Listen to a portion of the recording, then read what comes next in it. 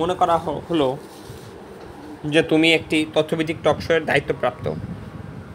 Format অনুযায়ী টকশোটিতে প্রতি সপ্তাহে 3 জন অতিথি ভিন্ন মতের প্রতিনিধিত্ব করেন। এই সপ্তাহের বিষয় হচ্ছে জলবায়ু পরিবর্তন।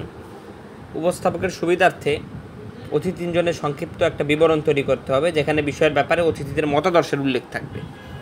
বিষয় জলবায়ু পরিবর্তন। এখানে অতিথি প্রথমজন মনে করা হলো ডক্টর সুমিতা সেন, যিনি পেশায় জলবায়ু বিজ্ঞানী।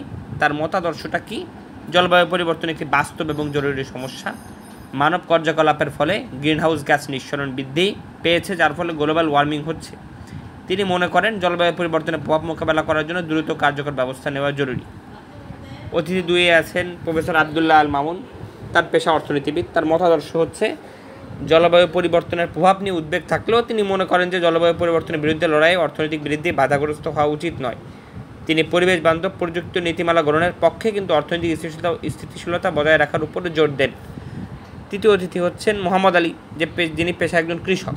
তার মতাদর্শ, তিনি একজন ছোট কৃষক এবং সরাসরি জলবায়ু পরিবর্তনের প্রভাব অনুভব করছেন। তিনি মনে করেন যে খরা, বন্যা এবং অন্যান্য প্রাকৃতিক দুর্যোগের কারণে কৃষি উৎপাদন ক্ষতিগ্রস্ত হচ্ছে। তিনি সরকার এবং বড় কোম্পানিগুলোকে কৃষকদের সহায়তা করার জন্য আরও বেশি কিছু করার আহ্বান জানান।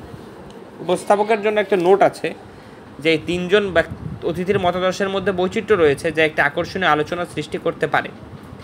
অতিথিদের ব্যক্তিগত অভিজ্ঞতা এবং দৃষ্টিকোণের উপর জোর দেওয়া যেতে পারে।